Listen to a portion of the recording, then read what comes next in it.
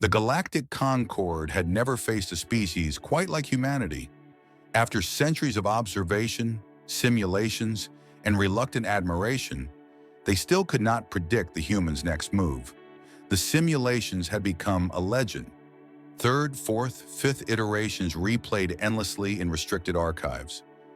But no synthetic model, no matter how sophisticated, could replicate the chaotic ingenuity of the human mind. Humanity had grown not by conquering other species outright, but by mastering failure. Every loss was logged, every defeat analyzed, every disaster cataloged and converted into doctrine. When the humans entered interstellar conflicts, they brought a weapon no alien armada could measure, adaptability that could not be computed. Their fleets did not merely respond, they anticipated, improvised, and improvised again. The Concord's final exercise to test humanity was unlike any before. It was intended to be decisive. Alien commanders arranged fleets spanning light years, planetary defense arrays were activated, and orbital defense satellites powered up. Humanity's presence was minimal, intentionally understated. A single command vessel emerged at the edge of sensor range, silent but brimming with concentrated strategy. Analysts watching from orbit debated the humans' apparent audacity, but even they were unprepared for the scale of what would unfold.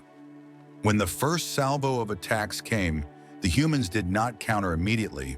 Instead, they allowed several fleets to breach defensive perimeters, drawing alien forces deeper into complex nested zones. Entire systems were baited. Concord tacticians recorded patterns in horror.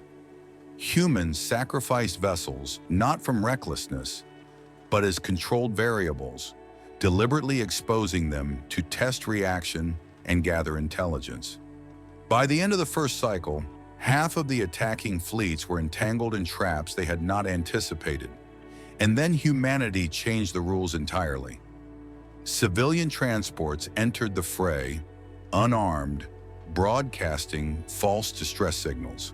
The Concord rules of engagement forced hesitation, creating gaps in formation.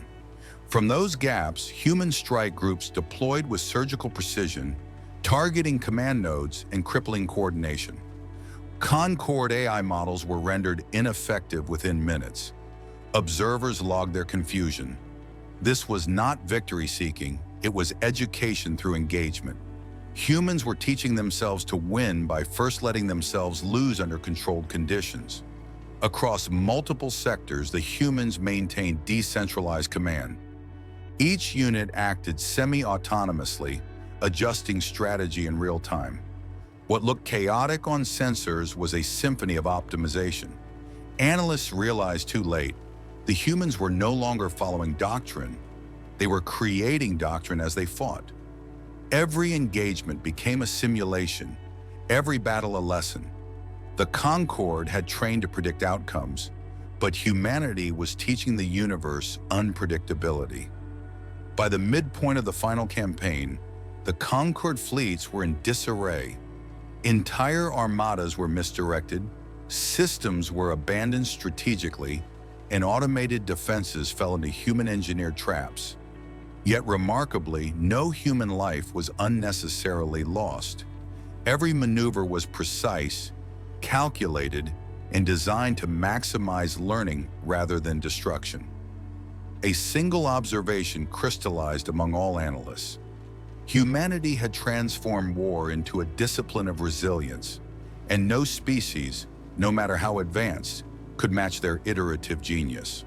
The Concord had expected humans to be reckless. They had expected chaos. What they did not expect was mastery.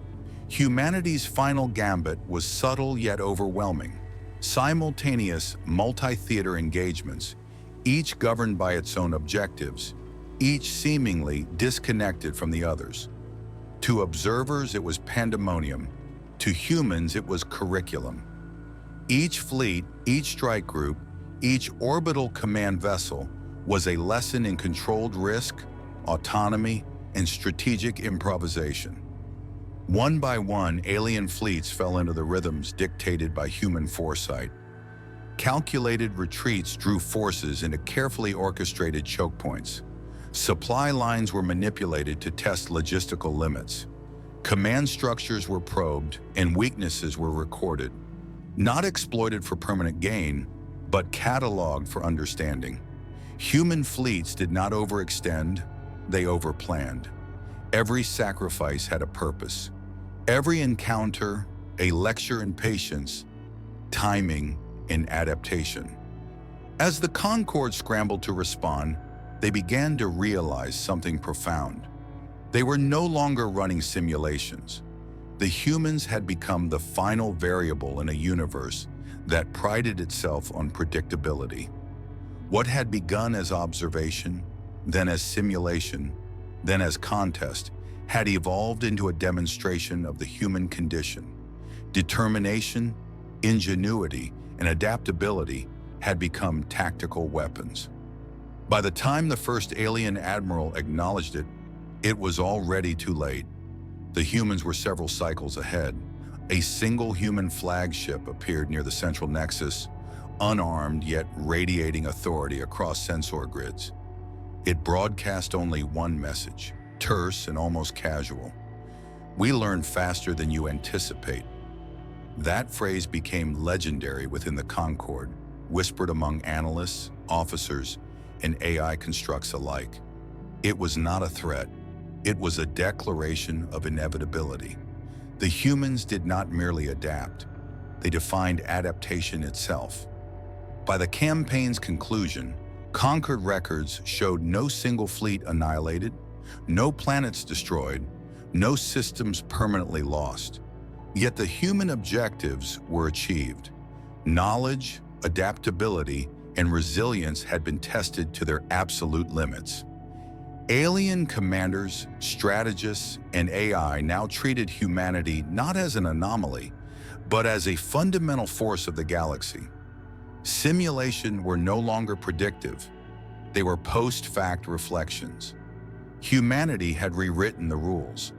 When the final report circulated, it contained only 3 words in the executive summary: "Humanity cannot be predicted."